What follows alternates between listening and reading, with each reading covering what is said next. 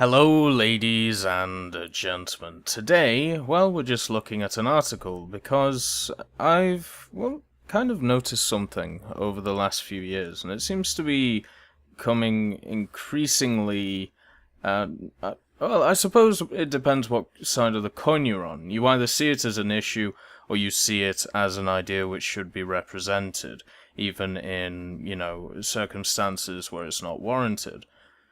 So in USA Today, there is a review of Christopher Nolan's Dunkirk. It is a movie I've been looking forward to since I saw the initial trailers about maybe a year ago and first started hearing about it. As an avid lover of World War II books, World War II movies and music and all of this, anything that's based around World War II when it comes to movies generally falls into two categories. You have the really good decent films, and then you have the pretty shite ones. There's not really a lot of in between there, and Christopher Nolan as a director has shown himself to be an amazing director, or at least one which appeals to a lot of people. All you have to do is look at the Batman trilogy for that. Glowing reviews, basically. He's also done some other stuff which has captivated not just critics, but also the audience. Generally, sometimes there's a divide, but overall, he's done really well for himself. So after watching Atonement a long time ago, I wanted to see how else another person would depict what happened at Dunkirk. And Christopher Nolan has done it. Now, as I said, I've been looking forward to this film for a long time, looking at news articles, seeing who's in it, seeing what's going on. And there's a lot of news articles or reviews which are absolutely shite, to be quite honest. I encourage you to go and read this review. You should all go and read it, because it shows the lack of anything of substance at all in it. When you look at the review at face value, all it does, for the majority of it, which, let's count how many paragraphs. 1, 2, 3, 4, 5, 6, 7, 8, 9. So it's 9 paragraphs, that's it, with a few hyperlinks in between to probably link to the same site. And all it does, the majority of the time, is talk about the story and what's going on in it. The first paragraph is talking about Christopher Nolan and what he's done in the past. This is slightly talking about the film in a very weird, odd way. Then it throws in some historical context, which is very short, and then it starts just talking about what goes on in the film. And then you have the opinion of the author, which in my opinion should be what a review is all about, not just using, at least 50%, even more, talking about what the director has done in the past, and overlaying what the film is actually about. So this is the only part of opinion in this article.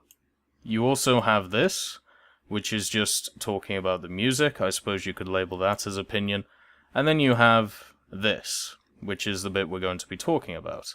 So that's 3 paragraphs of an actual review, and the rest of it talking about, what the film is about, and who the director is. You could probably class this as also talking about the score behind the film, but at least he throws in his opinion on it anyway. So this is the part that is worrying me, and it is something I haven't talked about quite a lot, because I don't particularly think it's a large subject, but it's starting to involve parts of my, hobbies, which I don't generally think it should be there. Now, that is my own opinion. If you disagree with that, that's completely fine. But I really don't like the idea of molding history to fit political agendas. I think that's a really bad idea, and actually will increase the levels of propaganda and divisiveness that we already have in this world. All you have to do is look at the US right now. It's not a great situation, where half the population will not talk to the other half. Well, if you keep dividing people, and you keep trying to proselytize to them, or to try and propagate to them, then you're going to run into a lot of issues. And for me, personally, maybe I'm reading too much into it, completely understand that. Brian Truitt is proselytizing. He says the trio of timelines can be jarring as you figure out how they all fit, and the fact that there are only a couple of women and no lead actors of color may rub some the wrong way. Still, Nolan's feat is undeniable. He's made an immersive war movie that celebrates the good of mankind, while also making it clear that no victory is without sacrifice. So this is, a standard opinion, which, a review should be about. Maybe if you follow Brian Truitt, where you can find his work here on USA Today, he has a ton of articles. Seems to be mainly focused on movies and TV. So maybe an interesting chap. And, maybe you become to trust his opinion. Now this is opinion-based, right? So is the first part. But my question is, why is it even a factor?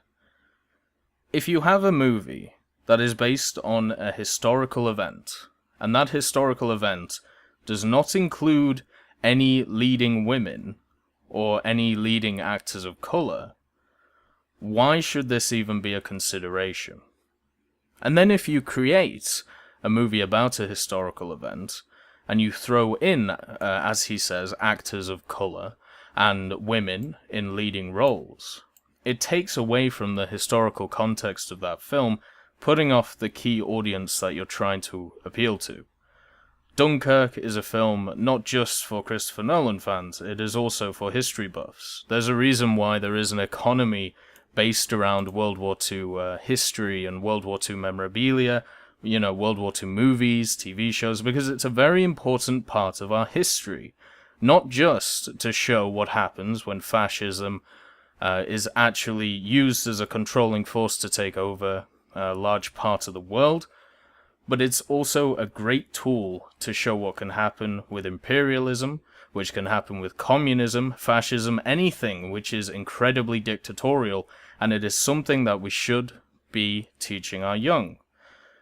Now, if you change that to fit a political agenda, in this case, the political agenda of just adding people in, or adding characters or identities in which weren't there, then, first of all, you're going to confuse people, second of all, you're going to alienate people, and third of all, you're just going to be straight lying to them about historical events.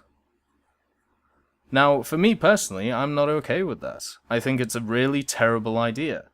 That's why when I look at Call of Duty, the new one, and they're adding and talking about how you can have, black female Nazis, or, there's going to be every race represented in an equal way. Maybe there'll be some black people which fight for Germany, which did happen in World War II, but once again, it was such a small part of it.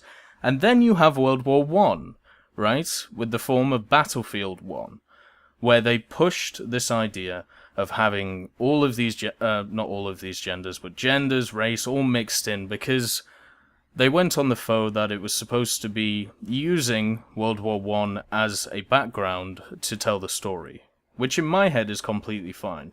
It also can be the Call of Duty response, right?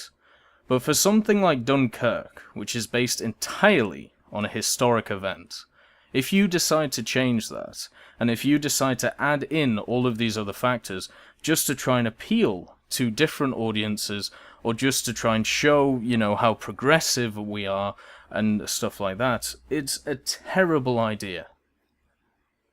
Because if people don't know about Dunkirk, or have not read about it, which the majority of the population have not, they might know what Dunkirk is, they might know a line about it, or something like that, but if you create a movie which millions of people are going to see, and then you throw in these factors, they're going to come away with a false picture of what happened in history.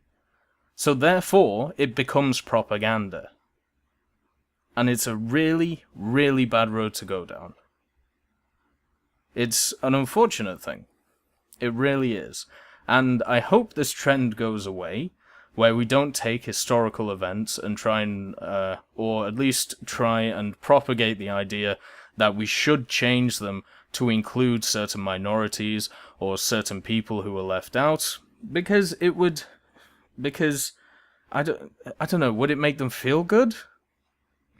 I don't understand the reasoning behind it. It seems like they're trying to do it to try and include everyone. But history was not very inclusive.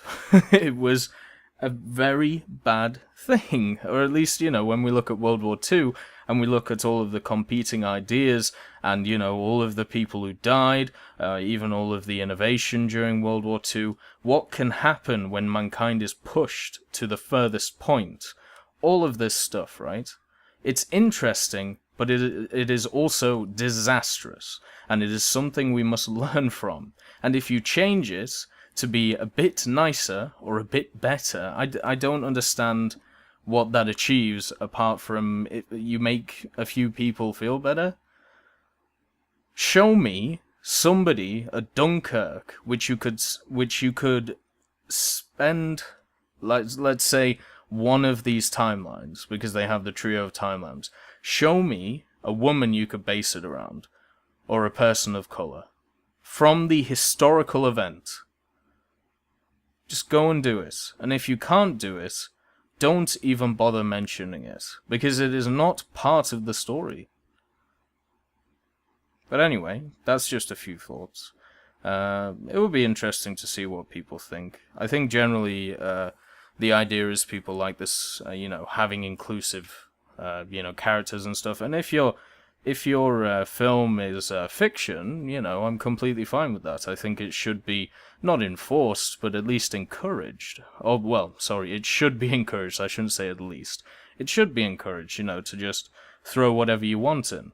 But if you're basing it off non-fiction, be truthful. Just don't make shit up because it fits with what you want to hear in your head. It's a really bad way of ruining history and destroying the messages that we must learn from history. It's just a quick video though. Also, if you watch this weekend, Blitzkrieg 3 is free to play on this weekend, so go and have a go on it. I'll make some videos on it, and we'll go from there. Simple as that. Have a nice day.